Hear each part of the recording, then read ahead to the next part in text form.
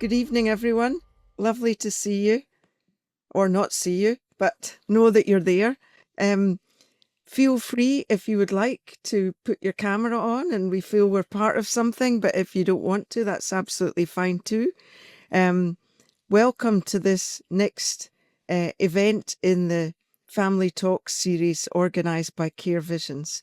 We've had a number of these and they've all been absolutely fascinating. And I certainly feel personally I've learned a lot. And I'm a grandparent now, as well as a parent of 4 children. And so many things I wish I'd thought about earlier in life, but it's never too late to keep learning. So I'm Linda de Caestecker. I'm a public health doctor. I'm working with Care Visions and the Why Not Trust. And I'm delighted that today we've got Caroline Penney with us, who's a family therapist, but also the author of the Parenting Toolkit. And part of the Parenting Toolkit is how do we take care of ourselves as parents? How do we find that balance and break patterns, but care for ourselves, both physically, mentally, and emotionally, so that we can be the best parent possible, but also that we're caring for our own well-being. So that's what we're going to talk about for the next hour. And if you want to put a question in the chat or a comment, then I'll try and keep an eye on them and we'll read these out, or we'll ask Caroline to answer any of your questions. So Caroline, welcome. Can I just ask you to introduce yourself and say a bit about yourself? Okay, I'm called Caroline Penney, and I suppose I've got 3 children and 4 grandchildren, and I found parenting very difficult. It didn't come easily, and I thought I'd done a psychology degree. I was a nurse. I thought I'd know everything, but I didn't know anything. And then I really started to kind of like study parenting and get lots of different parenting courses. And then I devised my own parenting course, and I've worked in the field of parenting for a long time and training people up to run parenting courses as well, the Parenting Toolkit. I've what else was I going to say myself? I mean, I think that parenting is the most important job in the world. Totally underrated. Um, and it's interesting, like if you were a pig farmer, you'd probably have to do a qualification to look after some pigs. But to have a child and to look after children, you don't have to have any qualifications or Is it, any experience. I just you saying at the start, you found parenting difficult. It's so refreshing to hear you saying that, because I feel that. Some people, they don't find it as hard as I did. I had four children, all very close together, but I don't think that was just the reason. And I always feel a bit guilty saying I found it hard, but I did.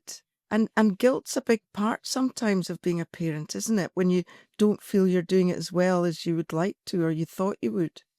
Yeah, no, absolutely. And kind of family scripts play an important part in that, you know, you've got to be perfect um or or also like if you don't have a good model of being a good parent, maybe your mother was very depressed or your father was violent or whatever, you don't have that model, so you have to kind of devise your own family script about how you want to be, and that's quite difficult because you've got to sort of upend what kind of is the blueprint you've got. So parenting, but even without that, parenting is really difficult. It presses all your buttons and it's 24/7. And if you're not in a really good situation as well, if you're not if you don't have everything going for you around housing or having Yeah. a security or a partner or whatever, it can be very isolating and Yeah. incredibly hard. So the topic today is particularly how do we look after ourselves as a parent? And do you want to just tell us a bit about why that's so important and why that is part of the toolkit that you devised? Yeah, well, that's kind of like it's the first session really. It's about looking after yourself because I think that's the base, the bedrock really. And so I've got a little example I've got, which is just to kind of show why it's so important looking after yourself. which you might think is a bit weird. And I've got this jar, and it looks like it's wee, but I promise you it isn't. I We'll put some trust you. red dye in it. Anyway, so you've got to imagine that this is all your emotional and physical resources. Okay, this is what you woke up in the morning. This is what you've got to give. And so this is little Johnny, for instance, and he's saying, I can't find my school shirt. I can't find it anywhere. I can't find my jumper. I don't know where it is. This is terrible. I can't go to school. I can't find myself. Where is it? Where is it? You haven't washed it. What's happened to it? So, okay, so that's little Johnny. And then you've got little Alan, and he's saying, oh my God, Sue spit me. Sue spit me. I hate her. She spit me. And look, I've got blood. It's all going down my arm. She bit me. I hate her. I wish she was dead. I hate her. She's horrible. Okay, you've got there. And then you've got David, and David is saying, I hate my French teacher, and I've got French homework. I haven't done my French homework, and she's going to scream at me, and she's going to give me a detention, and I don't want to go to school. I'm not going to school. This is just absolutely horrible. I don't know what to do. I can't go to school. And then you've got maybe your partner saying, where did you put the keys? Where are the keys? I can't find the keys. What did you do with the keys? Okay, so it's not even 9 o'clock, and all your resources have completely gone down. And if you've got no resources left, you've got nothing to give anybody. It's a bit like if you had a flat battery in a car or something. You can't jump start another car when you're completely flat. So that's why it's really important to do stuff for yourself, just to try to fill up that jug. So, Linda, what give me an idea of what you can do to fill up your jug. Well, for me, getting out into the outdoors, walking around the park would help me fill up my jug a bit. Okay. Anybody else? There's Sarah, I've got you there. What fills up your jug, Sarah? Oh, Sarah, you'll be on mute. Oh, are you Oh, on there you go. You're off mute.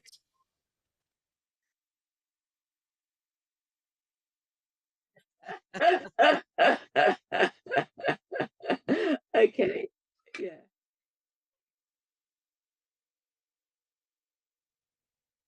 Yeah. Okay. Lynn, what would you do to look after yourself? Or what do you think? No. That's a good one. That's a good one. Pauline, what about you?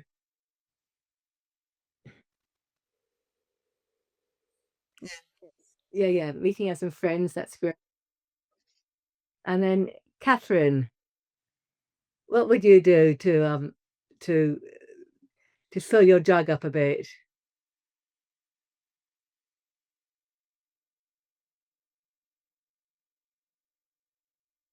Okay. So there's some brilliant suggestions, really brilliant. So it's about all of you, and then your jug is full for the next round when the kids get back from school and whatever, or when you get back from work, or so you've got some resources. So looking after yourself is really important. And when I run parenting groups, I really try to get everybody to try every week to say they're going to do something for themselves. Whether it's going to a nail bar, going to watch a football match, or whatever, just so that they look after their own needs. Because looking after your own needs, then you can look after your children's needs. And often people have the wrong idea, or the idea that actually it's selfish to look after your own needs. But it's a bit like, that advert for the aeroplane. You've got to have the oxygen yourself first, and then you can look after the children. And what happens if we don't do that? Because as you say, we sometimes feel we have to give ourselves completely to our family, or we've got a full-time job that's taking a lot of our energy. And so often parents are tired emotionally and physically. What happens to us when that when we don't look after our own needs? Well, then we've got no resources, so we can find it much more easy to be triggered and to lose the plot and to just, lose, and get really angry and get totally depleted, and often actually even get ill as well, because if you're not looking after yourself, it's quite easy to start suffering both physical and mental illness as well, because you're not taking care of yourself. Yeah. I'd say that you're like a fine-tuned grandfather clock, and you've got to make sure that all the cogs go round, and you've got to look after that really fine-tuned person that you are. And we do all struggle with time often in this generation, in this day and age. There's so many things to be done, and our children often need run places or need help or support. How do you carve out that time then? Yeah. Well, I think it's all a matter of prioritizing, and I think sometimes we prioritize the children too much. I know it sounds weird me saying that, being a parenting specialist, but I think we've got to prioritize ourselves and our relationship, you know, and then the children, because without that, everything falls apart. And so sometimes, the child might not be able to do that activity, or you've got to say, "No, you can't spend the night at your friend's house. You've got to come straight back home with me." Or you've got to have some sort of boundaries around what you'll do for the children. Otherwise, you can end up just being a bit of a doormat as well. And you think that's going to make life easier, but in the long run, it makes it a lot harder. Yeah. So, you know, looking after yourself and having boundaries around that is super, super important. And actually, it's quite good as a model for the children to see that actually you think that you're important and that you look after yourself. And do you advise parents to be quite explicit about that with their children? No, this is my time to do something, or we can't just be able to be at your beck and call all the time. Yeah, I do. I think it makes children much more aware of their parent as a person and not just a sort of servant who will service their needs, that they're a person as well who's got their own stuff going on and that they can't do everything for you all the time. Like, I'm sure you can put your clothes on now yourself. Um, you can, and not feel that they've got to dress somebody all the time, or, it's about encouraging independence as well. Yeah. I think also a very important part of this looking after yourself is thinking about your own family script, because everybody brings an awful lot of baggage from the past, and that baggage from the past often kind of brings lots of buttons which can get pressed without you knowing, whether it's about untidiness or whether it's about being rude, or we often respond because of our triggers from our past. And so that's why I also encourage parents, when you're thinking about looking after yourselves, it's also looking at your generations past and seeing what things have come down, what things are really great and I really want to keep, and what things are there that actually I can discard without too much problems. I think that's a really important point, and we kind of touched on that in some of the previous sessions about, you've learnt to react in a certain way because that's what your parent did, and some of these are not always good habits. Do you have an example of that and how you then change that pattern? Yeah, well, I'm just thinking of some previous clients and things that I've had where maybe there's a family script of sort of depression, maybe going back through generations of women being depressed, and that's kind of like how it is in these families, that the Mm. woman is depressed, the mum was depressed, grandma was depressed, and then and then working with the parent, thinking actually, you don't have to. You can try and shift that, if you're feeling, like if you're kind of thinking about yourself, that maybe you can shift that, and maybe you can work, maybe with a therapist or whatever, so that you can understand where the depression is coming from, and maybe kind of come off the antidepressants or whatever, so that you can give your children a more joyous childhood, maybe, where it's okay to go wild and be joyous, and take some risks and have fun, and not always be kind of burdened with um, having a depressed mum and not being able to do anything because you're so frightened of upsetting them. Yeah. Yeah, break some of So that pattern. that's just to sort of break the patterns of, or for instance, a parent who feels that they've got to be perfect all the time. Being perfect is a terrible millstone around your neck, that you don't have to be perfect. You can be, you can just be good enough. And being good enough is an enormous, yeah, being good enough is such a release, really, that, you can be a good enough mother, a good enough um, wife, partner, a good enough daughter or son.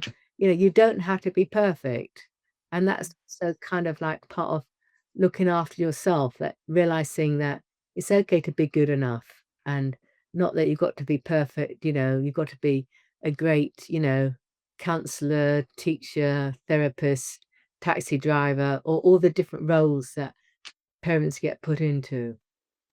And how much do you think parents rely on other parents in a similar situation? And one of I work with the Why Not Trust, which is about care experience, parents who are care experienced, and they often don't have the same social networks as parents who are not care experienced, and we try and provide that in an informal way.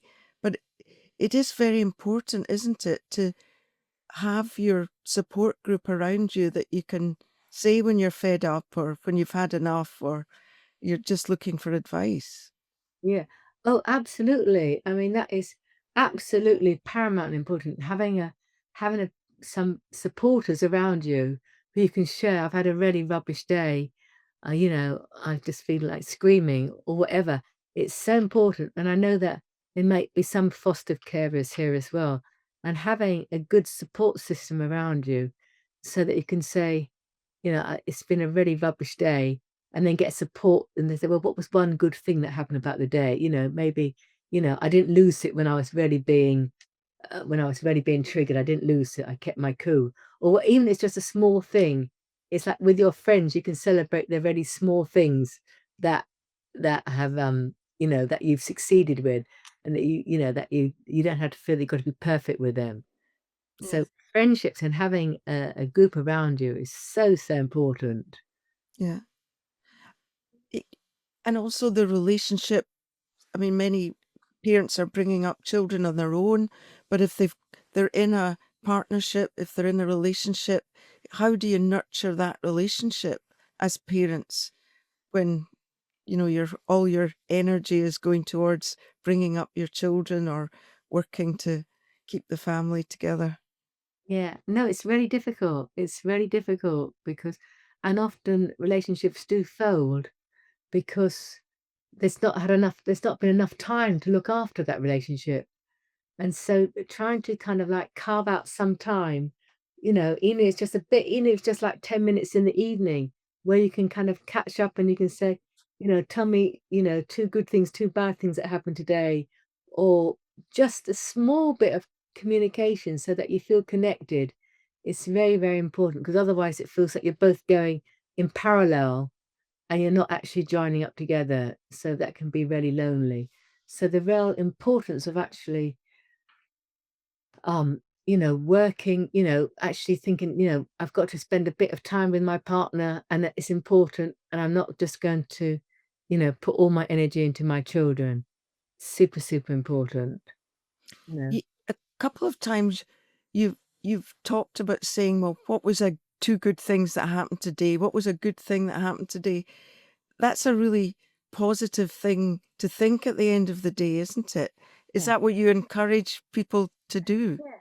Yeah, yeah, yeah. I really do like this, and it can be quite a small thing, like, today, my 11-year-old at last learned how to do his shoelaces, or you know, we had dinner together and the room wasn't completely devastated, or I didn't lose my temper, or so and so didn't smash me in the face with his lorry, or just it can be just quite small things, or I really enjoyed the way he ran into school without looking back, just those little things, because it's ever so easy to sort of focus on the negative and think you're useless and think, oh, I'm so bad at this, I don't do anything right, everything's a disaster.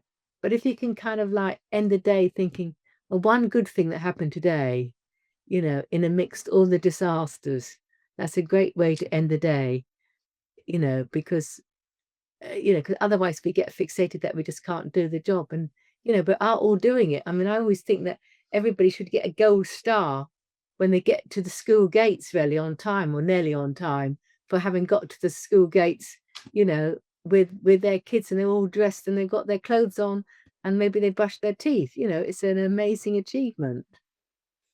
I used to take my children swimming on a Saturday morning, and I remember meeting a colleague who said, I can't believe you've managed to get 4 children out to the swimming lessons at 9 o'clock. How did you manage it?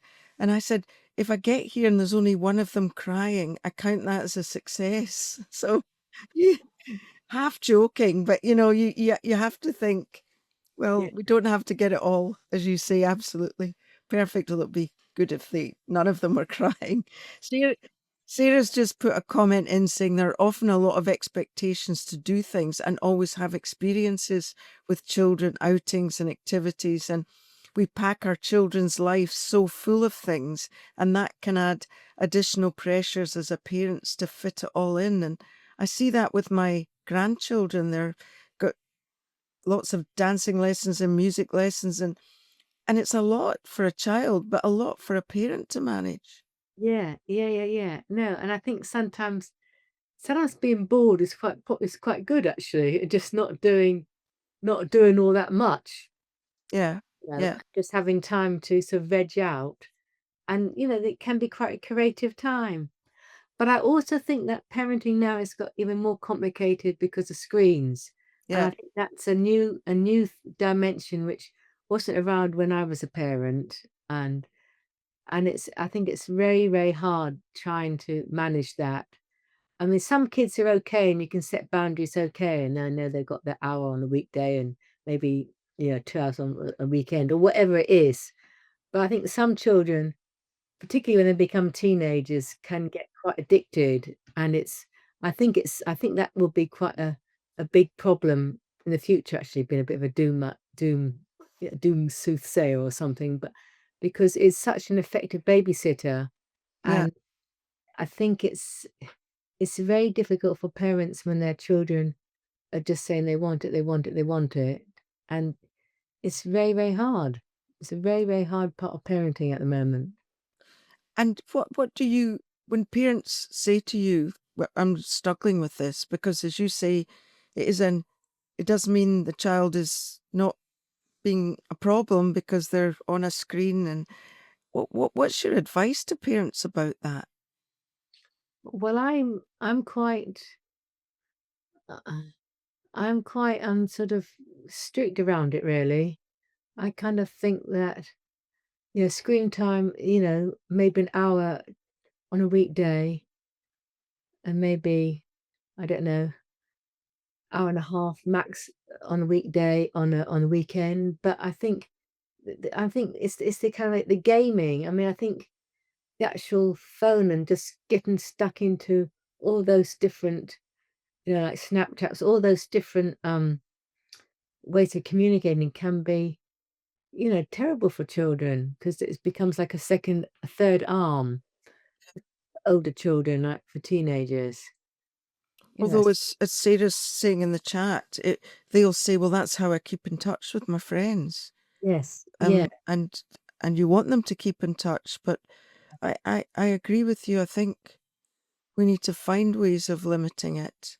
but Yeah. it must be incredibly difficult. I don't know if anybody online has got any thoughts on how you've done that or how you've done it successfully, or what do you think is part of the answer to that? And as they get older in their teenage years, it's going to get harder, isn't it? Yeah, no, it gets much harder as they get older. But it's about kind of looking after yourself, and I mean, I think parenting is such a complicated task, and if you can keep the children's sort of needs in mind and keep aware of them, you can kind of know what they're doing.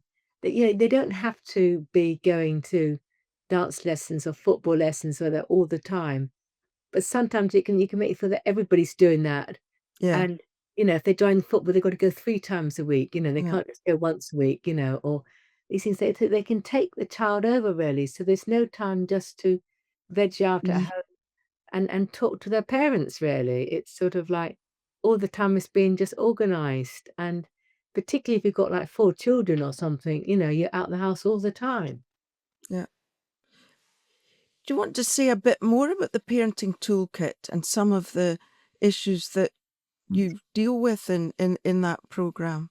Okay. Well, the Parenting Toolkit, I've got my book here if you want to get it, okay, on Amazon. But I talk a lot about, so we start off thinking about, looking after yourself, and then we talk about feelings, a lot about feelings and about the importance of acknowledging feelings, and trying to raise emotionally literate children. So, and often as parents, we think we've got to sort everything out, but actually, you know, that doesn't really help really because it stops them sorting things out themselves.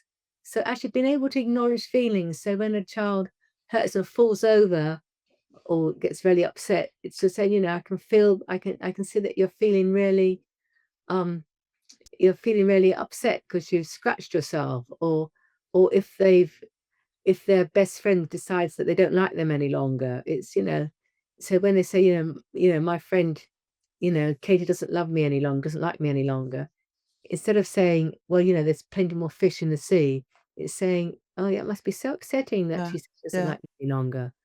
So or, my friend Jack's got a bike, and it's not fair. And say, well, it can feel unfair sometimes when somebody gets a new bike.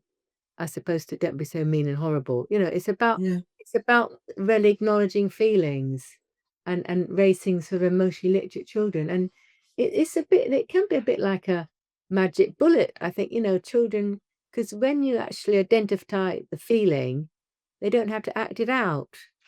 A bit like you've got to name the feeling to tame the feeling. Which is a really important saying, really, I think.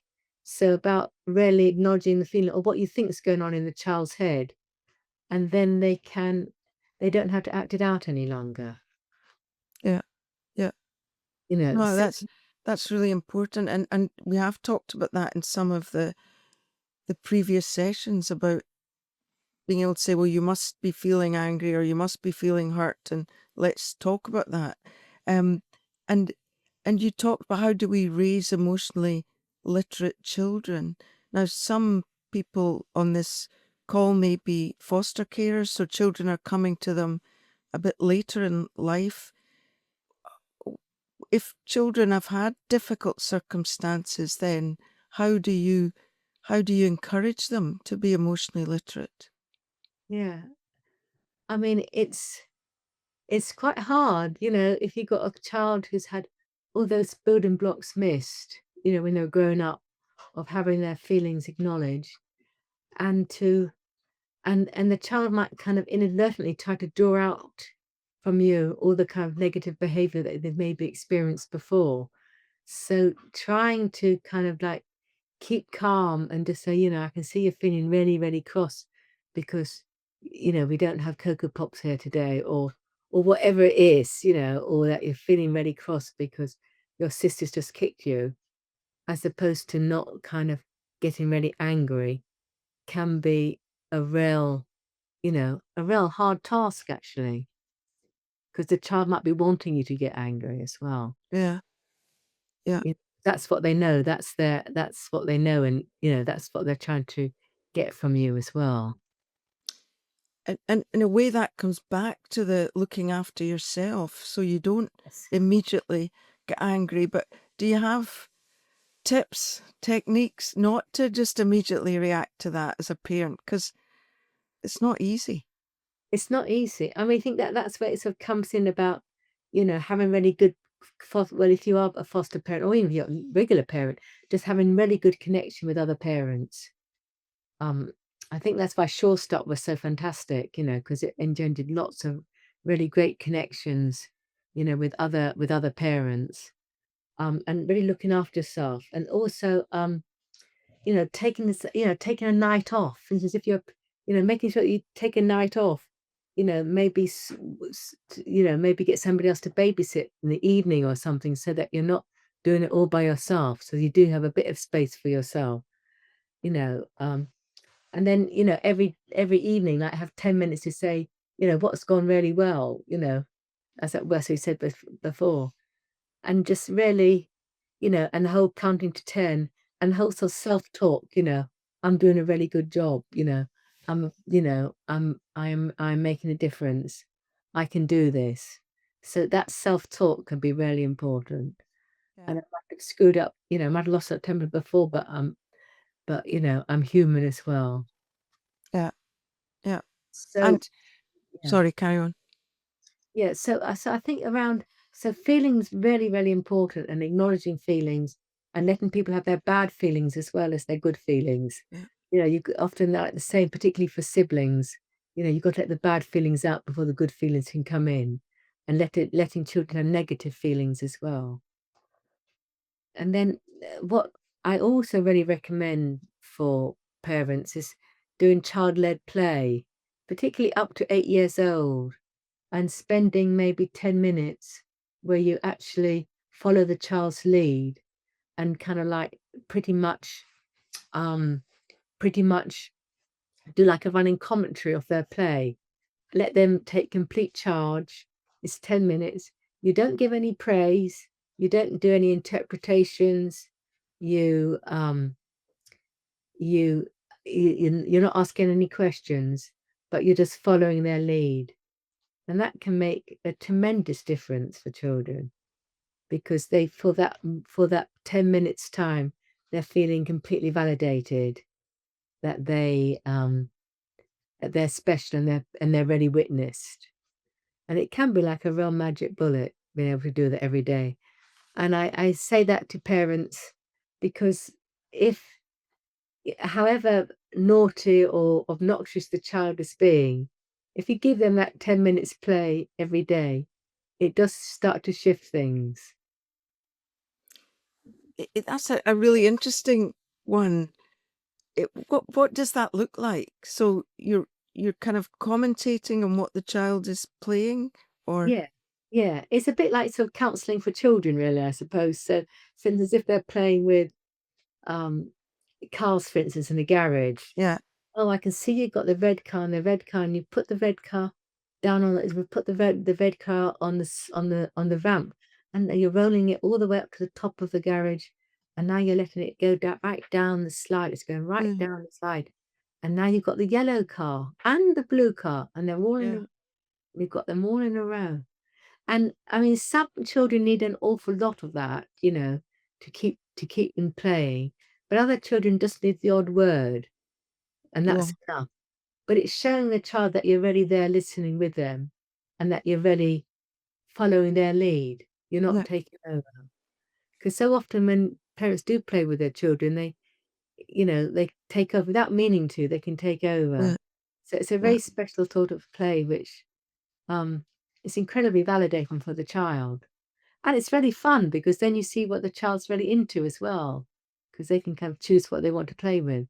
It's, yeah. it, it can be completely fascinating. And is there an equivalent for older children of Yeah, that? well, I think with older children doing, I say kind of a special time like this, probably up to about 9 or 10.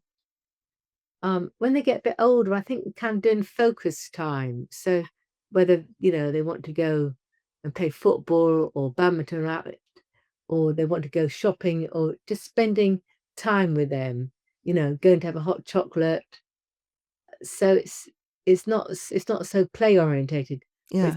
spending really quality time so that you're really connecting and doing something that you both like, maybe, which is the ultimate, and bowling, or just going for a walk, Yeah. and having a cup of coffee or a cup of hot chocolate. That can be really, really special for a child, that they feel that they're important. Yeah. And it's about having the individual time. You don't wanna do that with, like, 3 children together. Just do it with 1 child, and you might have to sort of alternate, that everybody gets it every 3rd day, or if you have a partner, one partner can do 1 child and the other partner does the other child, but it can be an amazing experience for the child. Yeah. Do you S want to keep going through the toolkit? What's your next? Okay, there's about play, and then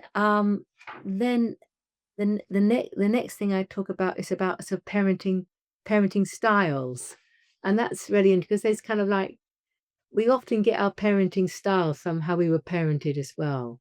So there's the aggressive kind of type of parenting where you do what I say or else.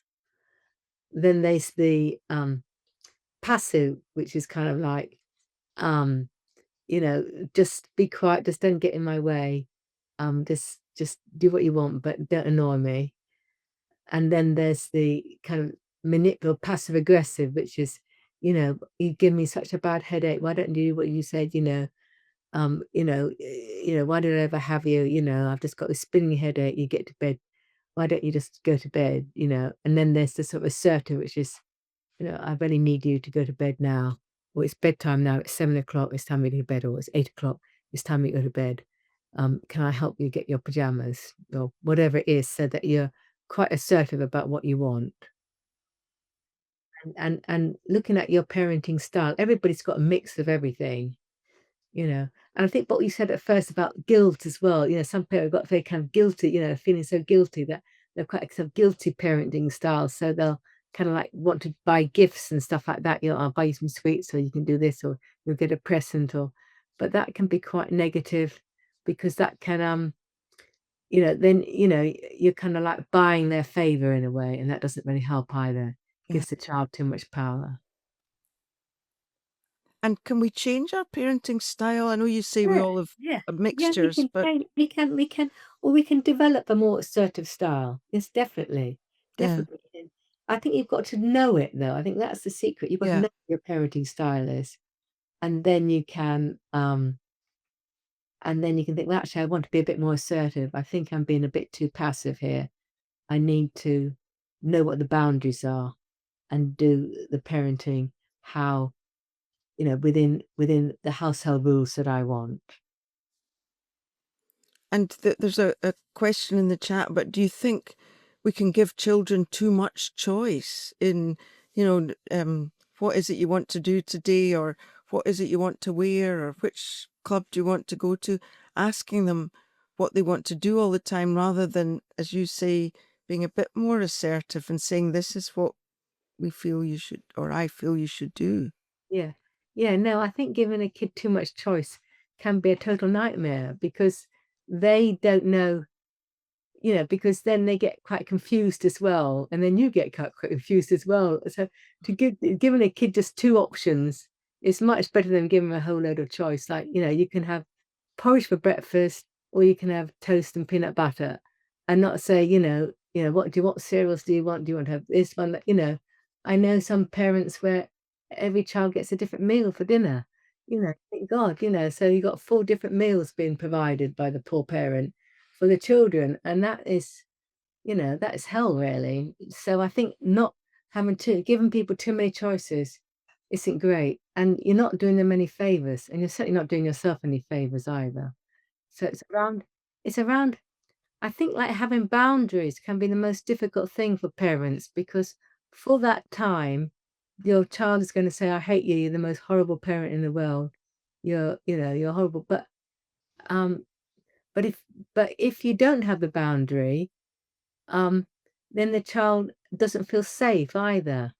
They've got to feel it's like, children feel happiest when they're not being tightly constrained, but also when they don't have too much freedom, because then they feel a bit lost. It's kind of like the happy medium in the middle, where they've got a kind of like a pen, if you think, but because then they can feel safe and they can be really explore within that.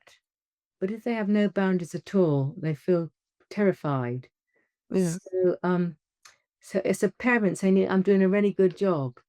I'm not letting him have loads of sweets every day, for instance, because I know that's not going to be good for his teeth in the future. So even if he's cross now, that's fine. It's okay for him to be angry.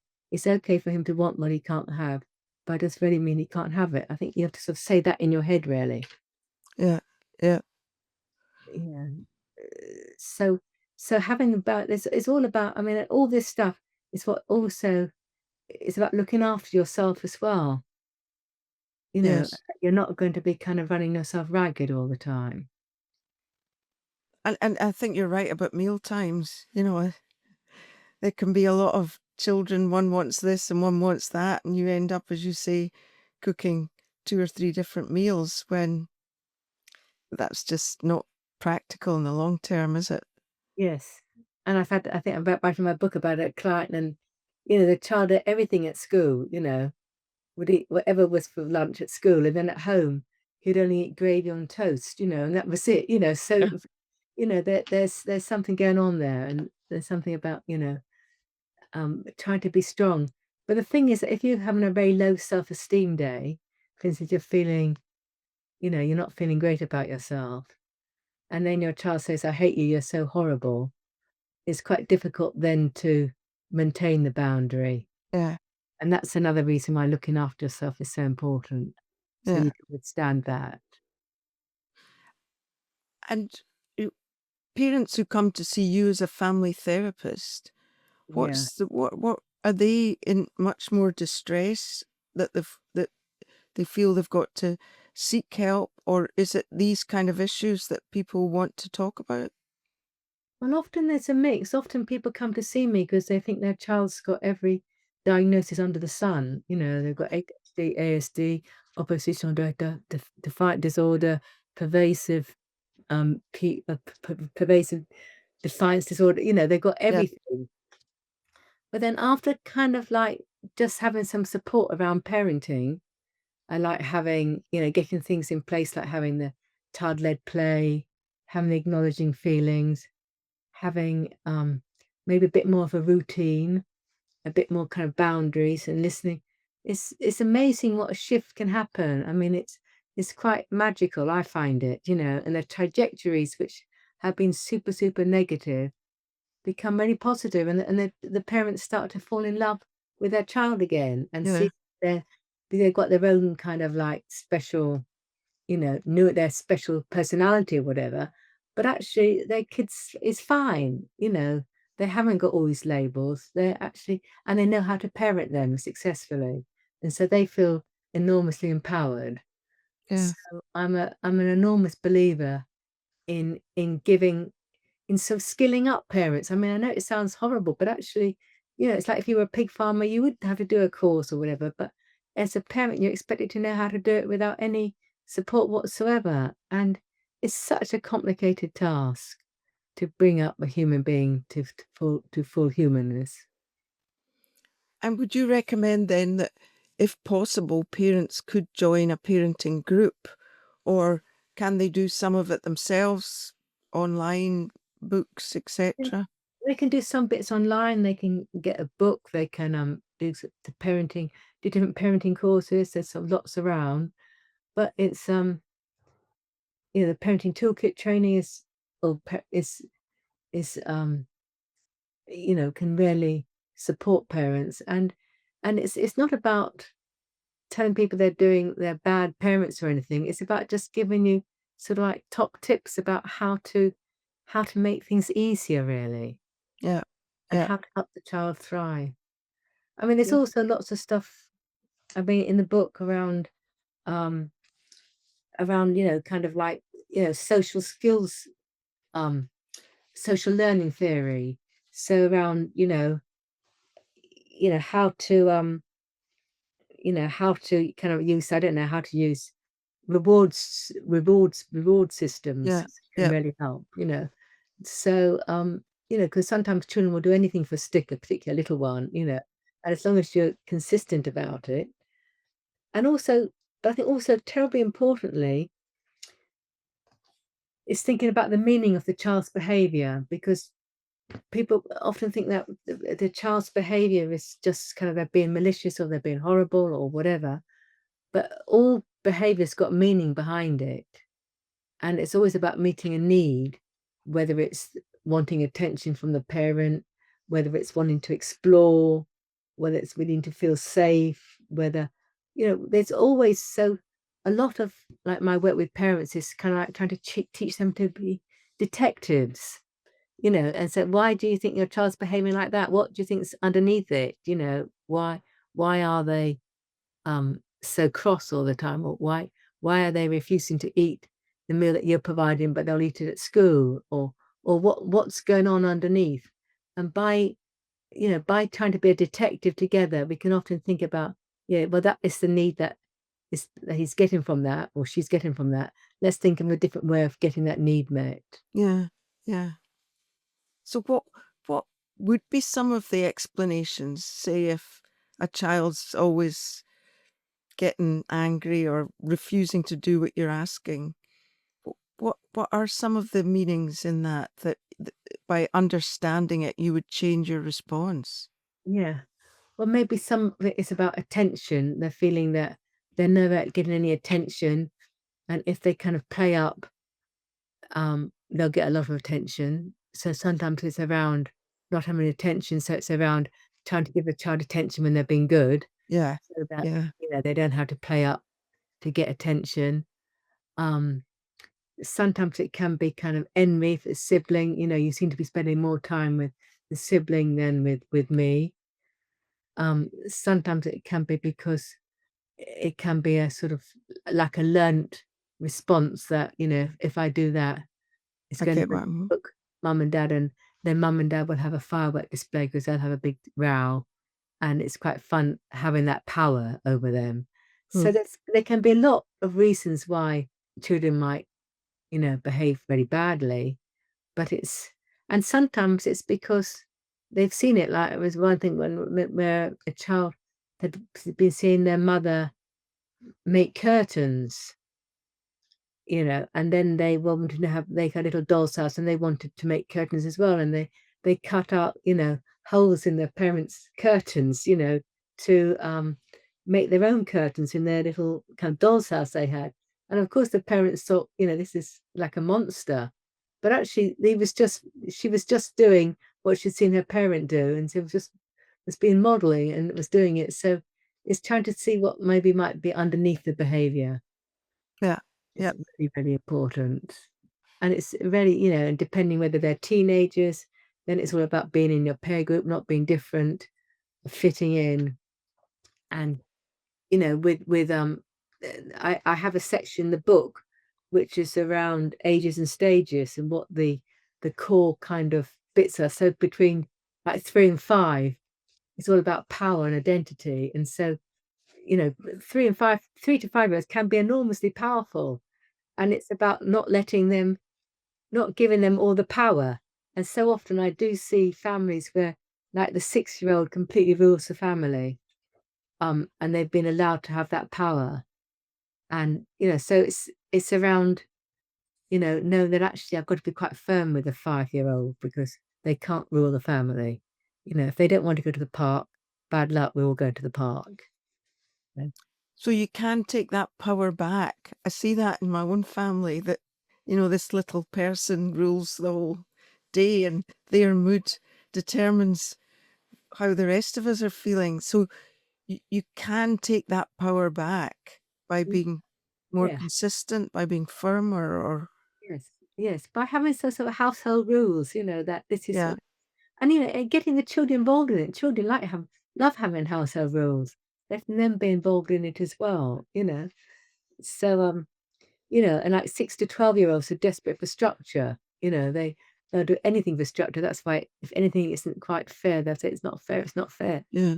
So, whereas the 12 to 18-year-olds is all about identity, separation, and sexuality. So it's always about thinking about Stages. what the main kind of core things that are going on at that stage. Then very often the need is around those areas. Yeah, I can remember someone saying to me when the children were teenagers and I was complaining about rooms were so messy, that normal things. And they said until they understand that they don't want a messy room and that means something to them, that they're never going to try and keep the room tidy. Yeah. They've got to be at the stage where they're thinking, I want a bit more order and tidiness. Don't know if we ever quite achieved that, but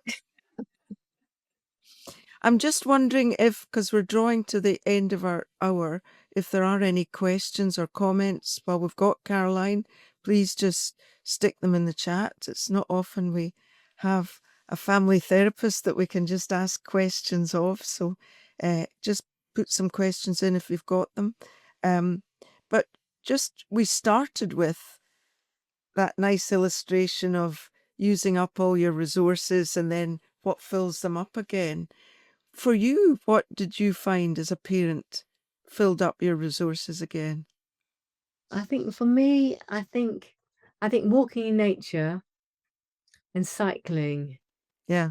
I love cycling. So I think those were the things that really filled up filled up my jug. And I'm really I'm quite disciplined that I make sure that I do get my needs met.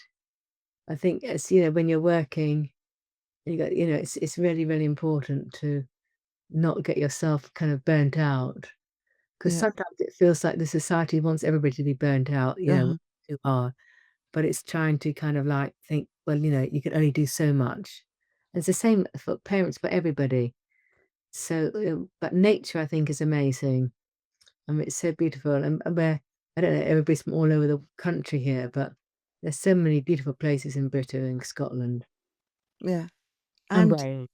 as you I say, know. cycling, getting out, that physical activity, Yeah. which sometimes we can ignore a bit when we're so busy working and bringing up families, that is so good for our mental health as well as our physical health, isn't it? Yeah, yeah, yeah. And it's super, super important looking after yourself as a parent and really realizing that it's the most important job in the world. And that and to holding on to that and not letting it be disparaged that anybody can do it. It's a really complicated job. Yeah. And you can be Yeah. very, very proud of yourself. That every night when you finish your day, as a parent, you should be thinking, congratulating yourself, I have done a really, really good job. Yeah. Yeah. I'm bringing another person into the world and I'm helping them become a human being. Yeah, and I don't know how you feel at your stage, how old your children are, but I mean, my children were so naughty. But now I look at these fine young people and I think, how did that happen? These beautiful people have come out of all of that. So, that's just to encourage you. Um, but yes, many of our foster carers will be dealing with children with quite severe trauma and difficult circumstances. And they too should be so proud of themselves Oh in my gosh, the taking on that foster role. parents I think are the most amazing people that they're making such a difference to the outcome for these young children or these children, such a difference, you know, and changing trajectories from really negative trajectories to positive ones. I mean, they're making such a difference and they should be kind of clapped and honored and whatever what they're doing is amazing. And like it is 24/7. And that is incredibly important that foster parents have some time off as well to kind of like, to replete themselves really.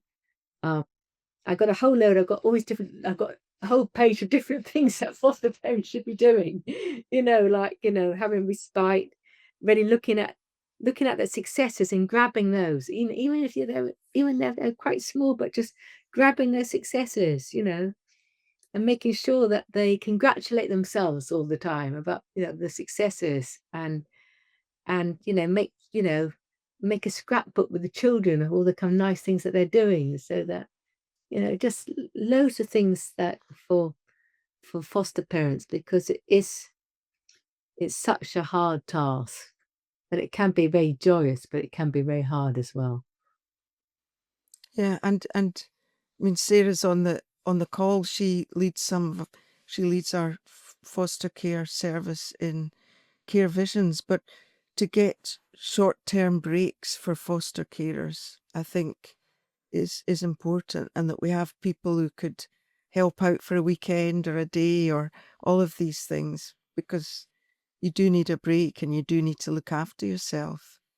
100%, you've got to really look after yourself, otherwise you get burnt out or you get depleted and you can't do anything. So looking after yourself, and knowing you've got a good support structures around you. So if you do that service, it's really, really important, that there's somebody there who can help you, can support you. And I Yeah, think it's bad, yeah. because it's a full-time job looking after foster kids. Yeah, Sarah's just agreeing with that in the chat and saying remembering and celebrating the successes. So we'll maybe finish on that note, because that's been really helpful, and I think for everyone to go away and remember you have to take care of yourself as a parent or a foster carer, and that you can't do the job well if you're not doing that. And it is, as you say, Caroline, the most important job that any of us can ever do. I'm just going to remind people about the next session, that we're having these once a month. So we're having another one on the 16th of April, and keep an eye on your emails and we'll let you know. We're changing the times around, so some are in the evening.